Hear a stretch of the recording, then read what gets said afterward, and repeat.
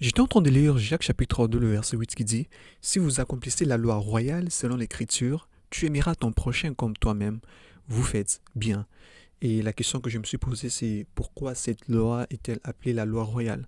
Alors j'appelle Bernice pour nous en dire plus. Matthieu chapitre 22, les versets 39, où Jésus dit les premiers plus grands commandements, c'est d'aimer le Seigneur de tout ton cœur, de toute ton âme, de tout ton esprit, de toute ta force.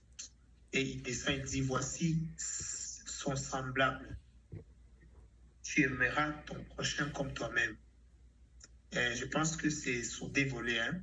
Le premier volet, c'est que la loi d'aimer son prochain comme soi-même, et elle est d'abord une loi d'une autorité royale qui donne l'ordre de dire tu dois aimer ton prochain. Vous voyez, l'histoire de la vie chrétienne, c'est une histoire des royaumes.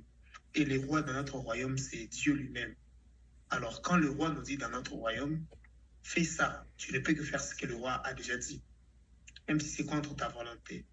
Et le deuxième volet aussi, c'est dans le sens que c'est par rapport aussi à la noblesse, à la grandeur des commandements. Jésus a appelé ça les plus grands de tous les commandements.